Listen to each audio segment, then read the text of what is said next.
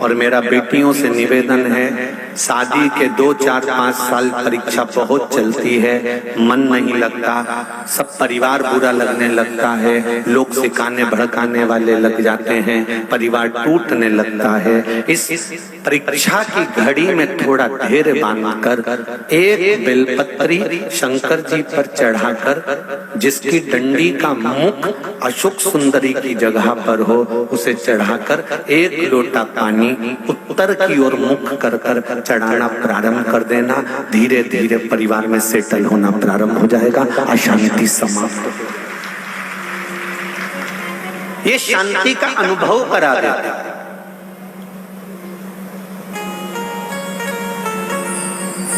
बेलपत्री की डंडी का जो मुख है, बेलपत्री की जो डंडी होती है, उसका जो मुख होता है, अगर उसको अशोक सुंदरी वाली जगह पर शिवलिंग पर चढ़ाए और अशोक सुंदरी वाली जगह पर उसका मुख है और आप उत्तर की ओर मुख कर कर जल चढ़ा रहे हो, तो ये निश्चित है उस घर में कितना भी क्लेश मच रहा होगा, लगभग आधे घंटे के अंदर उस घर में शांति हो ही जाएगी, सबका आपस में प्रेम बढ़ जाएगा, क्लेश नहीं रहेगा।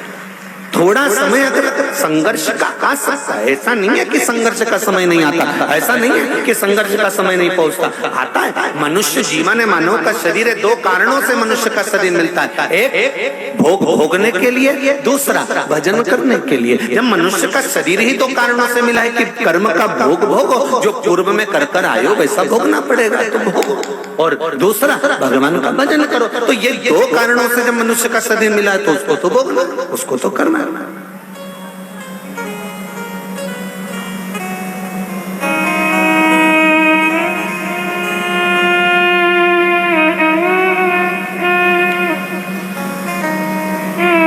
मिलेगा जरूर भोगना, पर उसके लिए एक निवेदन है कि हम शिव की आराधना कर कर, हम भगवान शंकर की स्तुति कर कर, हम भगवान शंकर की अर्चना कर कर उसका फल प्राप्त कर सकते। जैसे 3 जल की महत्वता कही गई है अभिषेक में।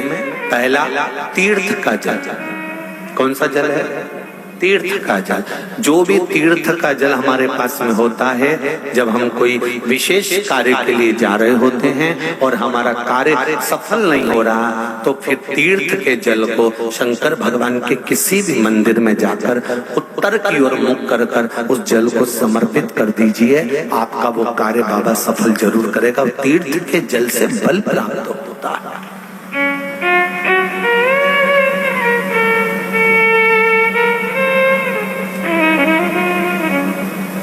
दूसरा है,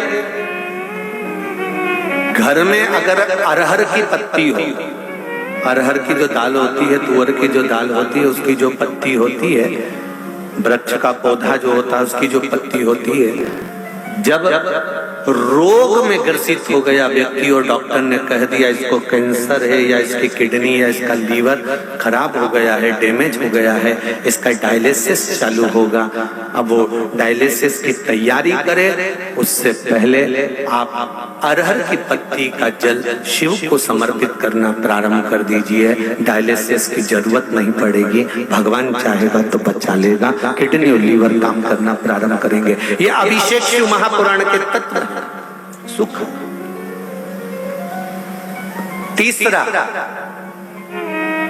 जिस देवालय में दर्शन करने जा रहे हो, महाकाल गए हो, परली बैद्यनाथ आए हो, काशी जी गए हो, या आप जहां पर भी भीमा शंकर, कृष्णेश्वर आदि जितने तीर्थादिक मंदिरों में शिवालय हैं, उन शिवालय में अगर दर्शन करने गए हो, तो वहीं उसी शिवालय के पास में जो मंदिर हो, उस शिवालय के पास में जो हापसी, जो हैंडपंप, जो बावड़ी, जो कुआं, जो तालाब हो, वहां का जल लेकर भगवान शंकर को समर्पित कर देने से विद्वत्ता प्रबल हो जाती है। संबंध नहीं हो रहे हो, संबंध नहीं जम रहे हो, तो जहां शंकर का मंदिर हो उसके पास में कोई हापसी, कोई हैंडपंप, कोई कुआं, कोई बावड़ी, कोई तालाब हो, तो 1 लोटा जल लेकर आधा शिव को चढ़ाकर, आधा जल बेलपत्री के वृक्ष के नीचे से चढ़ा देने पर जिस संबंध के लिए चढ़ा रहे हो कि यहाँ संबंध होना चाहिए, वो संबंध जुड़ता है, वो संबंध होता है। एक पत्र था